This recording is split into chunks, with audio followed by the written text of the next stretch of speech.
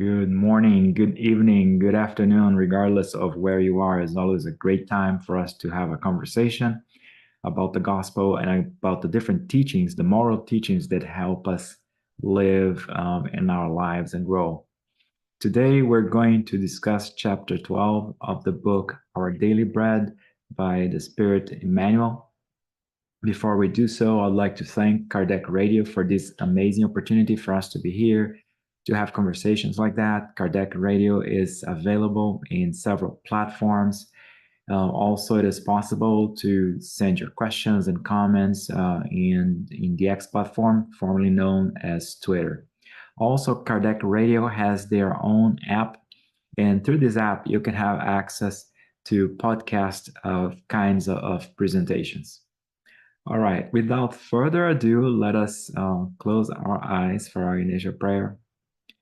Let's connect with our spiritual benefactors. Let's connect with all of our friends who are always rooting for us from the spiritual world, and help us become the best that we can be. So let's connect with those friends. Let's connect with God. In this moment, let's thank for the opportunity of the knowledge. May as vast as that knowledge might be, or as limited it might be, as always knowledge that allows us to discern and think of the good and to follow the moral path. And we also thank for all the moments of reflection because they let us look into ourselves and help us become better spirits. So be it. Thank you. So today's chapter is chapter 12. It's called Have You Thought About This? And it's based on Peter, second letter, chapter 1, verse 14. Because I know, and this is how the verse goes, because I know that I will soon put it aside as our Lord Jesus Christ has made clear to me. So in this particular case here, Peter was referring to the body that we have to put aside at some point in time. And a lot of times we see Christians from past referring to the body as actually here's what Emmanuel explains. He says, if on many occasions great Christians' voices have referred to supposed crimes of the flesh, it is necessary then to mention the weakness of the self and the inferiority of our spirit. So we must not falsely accuse the body as if it were playing the part of insatiable executioner, separated from the soul, who would then be seen as its prisoner and victim. So a lot of times we see our body as a hindrance, and it makes sense because we are immortal souls. We are immaterial. We are spirits. We're using the body as a tool so that we can operate on planet Earth. To us, as again, spirits that live in more than one dimension, having to deal with a body, with a physical body, that it manifests itself in three dimensions, well, four dimensions if you had time only, it is very cumbersome. So, and we see this also, we see this reference to how the body corrupts our acts, how our physical tendencies, they tend to pull us down. And we see, it is very common. And again, we are immortal souls, immaterial, we are intelligent, and we have to manifest ourselves using this tool that is very physical and is very brute. However, in this case, in this particular passage here by Peter, he's referring to the body as the tabernacle. So basically, why is that considered to be a tabernacle? Think about the beauty of the human body. Emmanuel puts it perfectly when he says the human body is a conjunction of agglutinated cells or earthly fluids.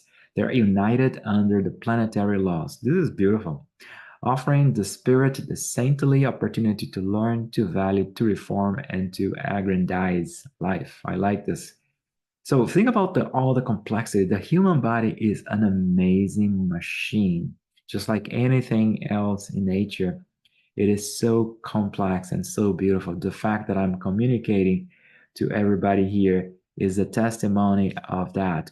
Words, for instance, the verbal communication is a very, very complex process that includes not only the thought, but also the manifestation of several muscles and the creation of a pressure wave that it is modulated, and that's what creates sound. So think about my thought is having a representation in the physical world.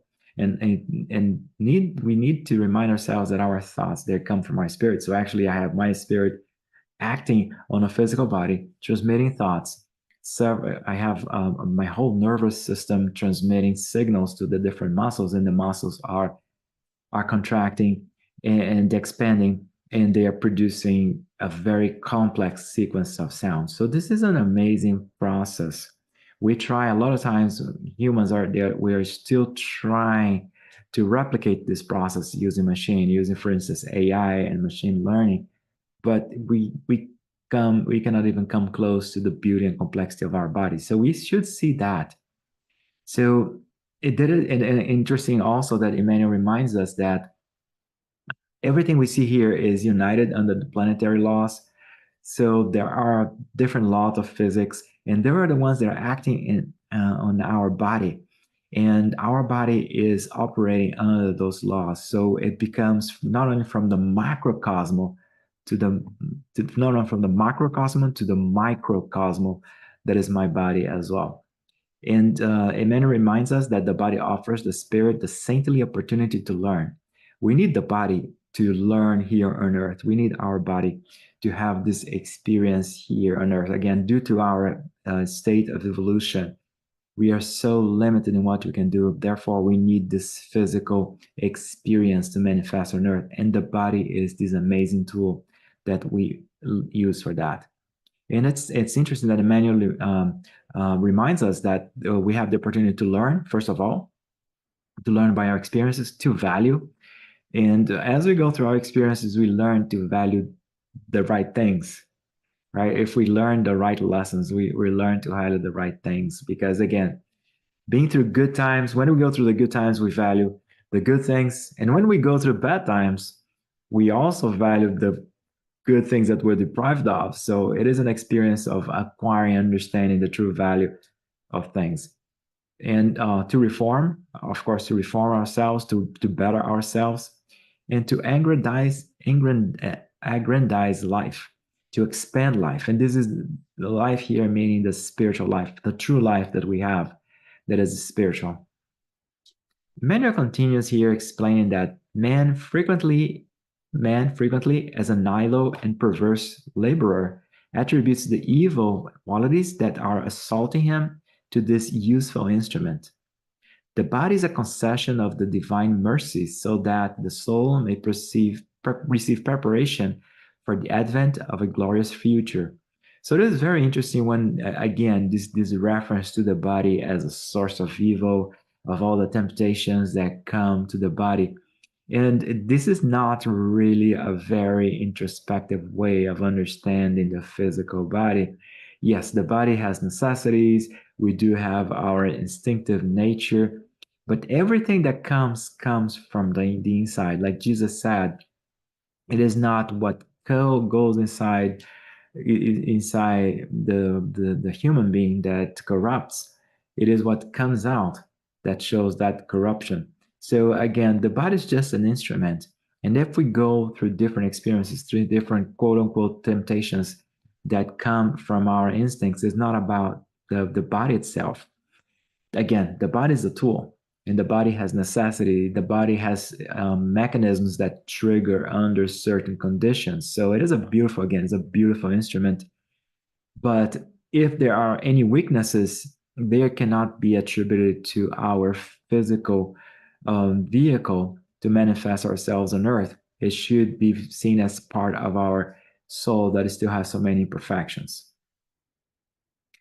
And interestingly enough, again, Emmanuel reminds us for the second time that the body is a concession of the divine mercy, so that the soul may receive preparation for the advent of a glorious life, glorious future. So the body is so important because, and again, God's mercy provided it to us, and it allows us to have this amazing future. Because again, we're going to be learning how to value and to reform and to aggrandize the universe. So these body that we have, these tools will allow us to move forward with that and have a glorious future. And Emmanuel continues here with his explanation, indicating to us that rather than casting accusations at the body, let us reflect upon the millenniums spent in the formation of the sacred tabernacle in the field of evolution. So, again, the human body is an amazing instrument, it is an amazing mechanism that has been developed over millennia. And again, this all the different forms that it manifests itself, all the complexity. It has been projected, has been prepared for the kinds of spirits who we are. So even though we are not perfect spirits yet, we're far from that. We have this amazing instrument that has been developed for us for our betterment, which is our physical body. This amazing instrument. And think about the complete process of evolution. Everything, ever since from the monada, when the first where the first signs of physical life appeared on Earth, all the way to us. Now, not to say that the physical body is perfect. Also, the same way that we imperfect spirits, we cannot have perfect bodies. However, even in its imperfection, there is so much beauty.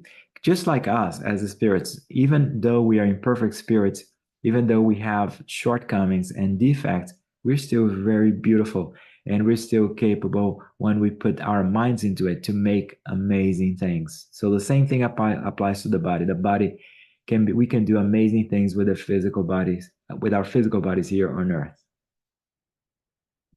Emmanuel continues here, indicating that have you come to realize that you are an immortal spirit, taking advantage during a specific time here on earth of valuable potentials conceded to you by God in order to fulfill your work requirements?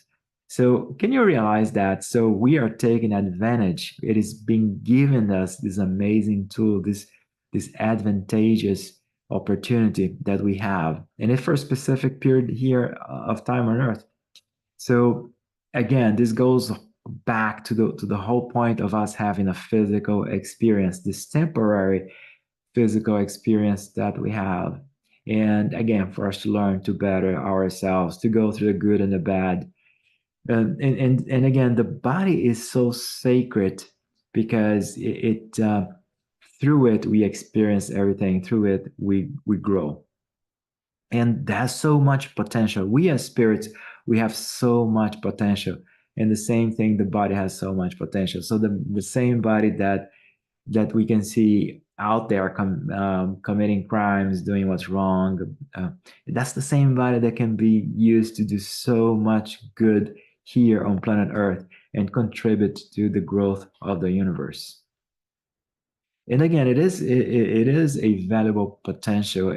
God, in His mercy, gave us this this valuable potential that is a body to require to fulfill our requirements. All of us have requirements on Earth. All of us have our atonement that we have to do. We have to go through to different situations to again to go back and repair the mistakes that we made in the past and to go through experiences so we can learn, and also to prove ourselves, to go through trials as well, to prove to show to ourselves that we can do better. So that's the importance of the body, for us to fulfill our requirements, fulfill our destiny of immortal souls.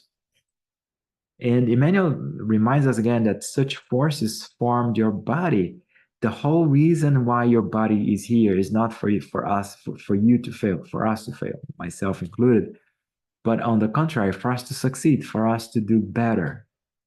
And Emmanuel finalizes here, reminding us that what are you doing with your feet, your hands, your eyes, and your brain?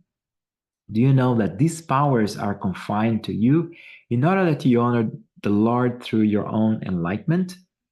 Meditate over these questions and then sanctify your body, thus finding within it a divine temple. So again, think about what we're doing with our feet. Our feet that allows us to move from point A to point Z. Our feet that allows us to go to spread good around all around us. Our hands that we can use to manifest ourselves physically and to create so many things. our eyes that allows us to interact with the world, to see all the amazing beauty that is around us, to recognize God's creation and God's immense love for us is represented by the nature that we see with our eyes, and especially our brain that allows us to communicate with the spiritual world, the brain that is the interface with our immortal spirit. Just think about all the potentials that we are doing with all of this. So we should always reflect of how we're doing, what we're doing with our feet, with our hands, our eyes, and our brain, and all the other amazing organs in our body. Every single organ in our body is so complex. Just just like our hand, the way it moves, all the cartilages, the bones, and the muscles. It's so amazing. Every single organ in our body is so complete and so complex. It's so amazing. So, what are we doing with the different elements of the physical body that we have? And again, those powers were confided to us. It was a gift. There are so many, there are billions of spirits in the spiritual world waiting to come back to earth, waiting to reincarnate. And we are being gratiated with the opportunity to be here and to manifest ourselves and to grow. And this is like a power here on earth, even though this is a physical body with its limitations. It has so much potential. It has, it is a gift that God provided to us. So we need to meditate as how what we're doing and how we sanctify our body and find within it a divine temple. So we gotta sanctify our body. We gotta sanctify this tool that we have. We have to make it sacred. We have to make it special. And so it's good for us to reflect how are we using these gifts. And even if we are, again, none of our bodies are also imperfect. We all have some kind of imperfection. Some people have some very incredible hand caps, I'm sorry, um, that cause them a lot of hardship. But even those situations, how are you using your body? How are you sanctifying your body? And some other folks, they have all the smaller limitations as well. Nobody has a perfect body on earth. So, regardless of how perfect or imperfect your body might be by earthly standards, again, it is an opportunity for you to sanctify it and turn it into a divine temple. Have it a place of worship from inside where you can do so much good, where you can devote yourself, where you as a place that, even though just like in a temple that has walls and a physical presence, but allows you to be in contact with God, divinity, in the spiritual world. The same thing with our bodies as well. Our body being physical and limited, but also it gives us an opportunity to, even though it's still inside of it, and still be connected with the divinity, with God, and most importantly, again, giving us this opportunity to become better, a little bit better every day. We're a little bit better every day because evolution is a journey. We cannot become perfect overnight. It is an arduous process, but the most important thing is for us to realize how we're using our physical tool here, quote unquote, our physical body, to manifest ourselves and be today a little bit better than I was yesterday, and to keep on growing tomorrow and beyond, and progressively improve, progressively develop ourselves spiritually. All right, so that's the commentary of chapter 12 of the book, Our Daily Lives. Again, I would like to thank Kardec Radio for the opportunity to have conversations like this. So if you want to stay tuned with lessons like this one and some other lessons as well, make sure you subscribe to Kardec Radio in their different social media platforms. At this time, let's close our eyes and take an opportunity to thank the Lord for every single opportunity that we have. Every single opportunity that is given to us here on earth, just like our body, just like our family, just like so many great other other other tools that are made available to us. Everything has a purpose, and the purpose is our development. Everything has a meaning for us. It is up to us to look inside and to sanctify all of those gifts that were sent to us. May we sanctify our body, turn into a temple of connection with God. May our hands bring good and comfort to others. May your feet take us to places where we are going to be seen as true representatives of God. May our eyes see the beauty in the world, and may our eyes assist us to see the wrong and try to either correct it, help it become better, or at least allow us to at least forgive the bad that we see around us. And may our brain, again, be the portal between the spiritual world and the material world, so that thoughts and actions for the good may make themselves present along all of us surround us. May God be with us today and always. So be it. Thank you.